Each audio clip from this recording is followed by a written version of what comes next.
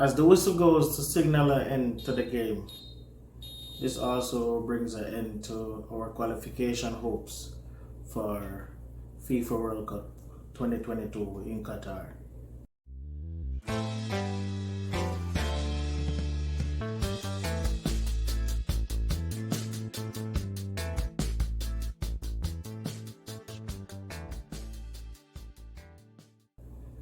Hello there, viewers and subscribers. Welcome back to Wizards of Sports. I'm your host, Sports with Greg, and today I just want to go over our recent qualification games in what is now a failed attempt at getting back to our second ever World Cup.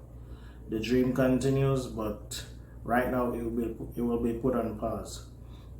Now, though I'm disappointed, there were few positives to come away with from the last two games. Yesterday especially, I saw the midfielder Kevin Stewart, which my boy Buju's King been touted him for a while now, for quite a few months. He finally played yesterday, and I was impressed for the about 30 minutes or so that he played. And it leads us to wonder, like, why wasn't he in the squad before? You know, all those games that we were struggling with a defensive midfielder and kept on playing Michael Hector there. You know, and this is a player that's being talked about for a while now. You know, I was impressed with the performance from him, but Michael Hector kept getting that spot for a while. Even though he's a centre back, he was being forced in there, and it wasn't really helping. But you know, that was one positive from the game. I mean, over the two games, Lamar Walker, I'm very impressed with how he played, showing a lot of maturity. I like that from him. I mean, he's a player that seems to be going places. I am surprised he's still in the USL. I thought a team would have come in for him already, but you know, he's still there. But he did his thing. Junior Flemings also played really good, and like I said in a previous video, he got his move recently to France. He'll be in the French second division, but yeah, he stood out as well. And also Ethan Pinnock, he looks by far our best defender. You know, I mean, for those of us who watch the English Premier League and see Brentford, we probably already knew this, but seeing him out there with the rest of the national squad, he looks levels above the rest of our defenders and the rest of the team. So yeah, it's good to see that you know, he stood out and showed his class. But that was basically it. I mean, I am slightly disappointed with Andre Blake. You know, being one of the top goalkeepers in CONCACAF for quite a few years.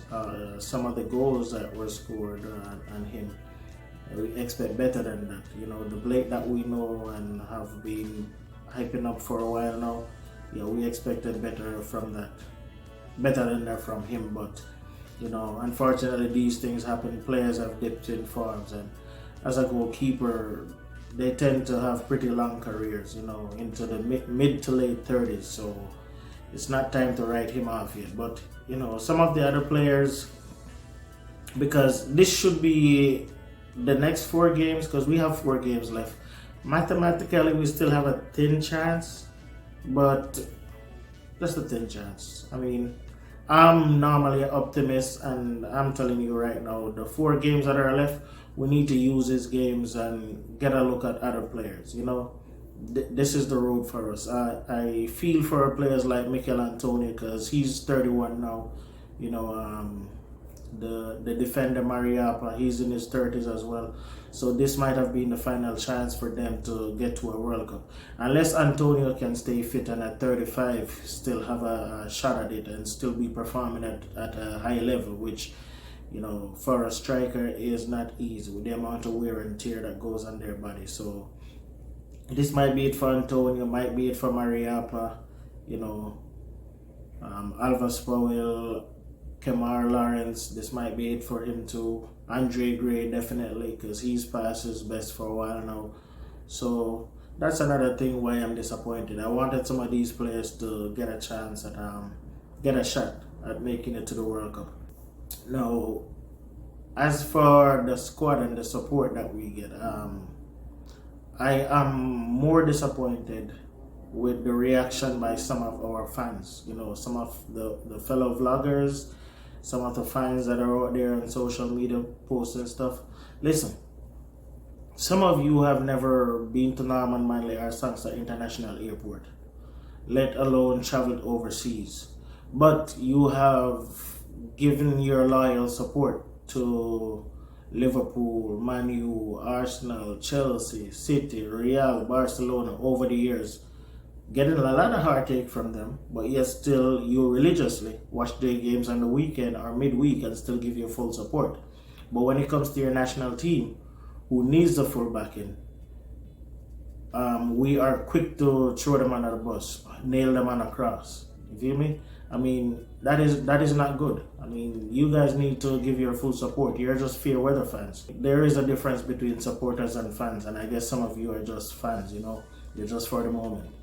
If you're supporting the team, you know, I call on you to support the team through whatever. I mean, if Jamaica is playing in Hong Kong right now, playing an under 23 match over there, and the match is not being shown on no television, streaming nowhere, trust me, I will find a way. I will find a website to watch that game, even if my laptop, my phone, my tablet, whatever is at risk of getting a virus. I will still chance it and go on a website just to watch the team. That's how much I want to support the team. Now, don't get me wrong, we do get disappointed by the performances sometimes, but that doesn't mean, you know, you're gonna turn your back or you're gonna say the meanest things about them on social media and class them in the worst way. I mean, a lot of you who are talking, you're not even good at your job that you do, you know? If you're gonna be honest, a lot of you are not even good at your job that you do, but here you are casting judgment on these players who go there every game and give it their best. I do admit sometimes their best is not good enough, but if you're gonna be supporters, support the team. You know, through the good and the bad times, support the team. Like I said, just like you do with your Liverpool, your Man U, your Arsenal, your Chelsea. I mean, I've seen Liverpool fans for 30 years supported their team. I'm talking about Jamaican Liverpool fans that have never been to the airport. Support their team, support Liverpool for 30 years with the hope, the lingering hope that Liverpool was going to get back to the Liverpool of the 80s and early 90s with John Barnes. And so it did after 30 years. But, you know, you guys didn't take away your support. You still supported them. Do the same for your countrymen. Do the same for the land of your birth. Now, back to the team. Like I said, there were some positives, you know, but to the flip side of that, there's a lot that needs to be worked on. The team, play-wise, didn't look much different than the team being coached under Theodore Whitmore. Now, it is hard to judge Paul Hall off of just 2 games. You know, you don't really expect a lot of change in the way the team plays after 2 games. But these same players, whenever they go back to their clubs, whether it be in Europe or here in North America, and they play in a system, they adapt to that system right away, you know, and they look completely different players. But when they come back to the national team, it looks like we have no idea what we're doing, you know. We're just learning, you're just going to under 12 training in Jamaica, in primary school, and you're learning to control and pass. That's how the team look at times. So, you know, there's 4 more games. I think he has at least the rest of the qualifiers to prove himself, show some difference in his coaching methods and his style of play. And who knows? I mean, if he keeps the job, I'm gonna give him my full support. You know, I don't just support Theodore Whitmore because he's from Montego Bay. Contrary to popular belief, I mean, from some of my friends that I am a Tapa fan because I'm from Montego Bay and he is. I mean, that's not the case. I've always supported every coach of the Reggae Boyz. You know, I'll support the coach before I support the JFF, the organization.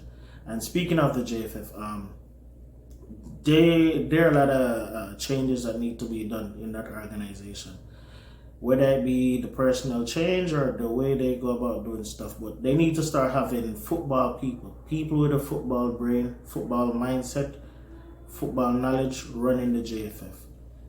If not, we're not gonna go anywhere. It's gonna the program is gonna be stagnant. It's not gonna grow. So they need to start making a lot of changes in there. You know, I see over these last 10 qualifiers played so far, we have used probably about 30 players.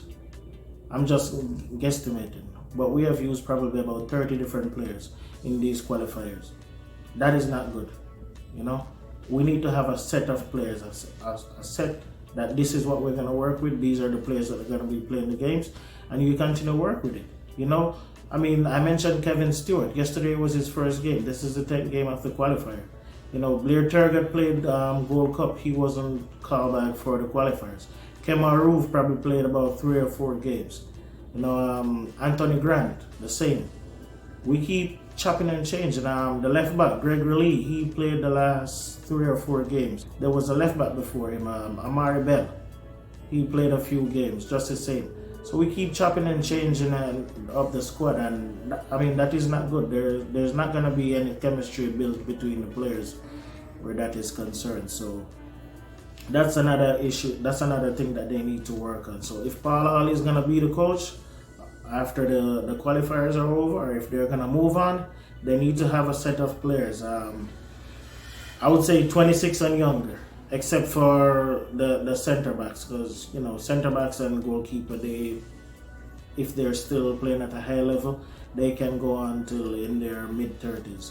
But apart from that, anybody over 26 or at least 27 years old, if you're midfielder through the forward lines, I would say, you know, your time has come.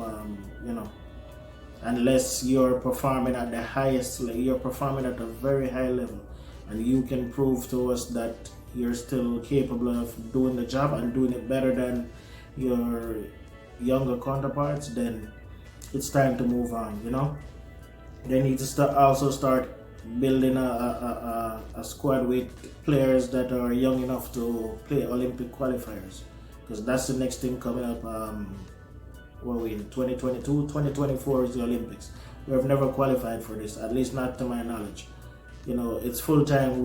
Because we have some very good players under the age of 23. It is time we qualify for this competition. You know, so they need to pay some emphasis on that as well. And let's get it done. You know, we have quality players. You know, it's time we start making some noise all over the world. You know, let our voices be heard when it comes to football.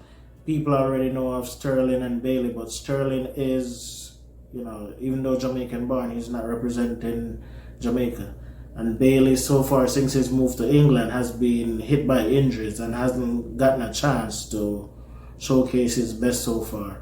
But we're still hoping the best for him, hoping he overcome these injuries and, you know, get back to his top form. But yeah, for now, that's what I have to say about the qualifiers. Unfortunately, like I said, the door is shut on us. The train is leaving the station and we're not on it to go to the World Cup.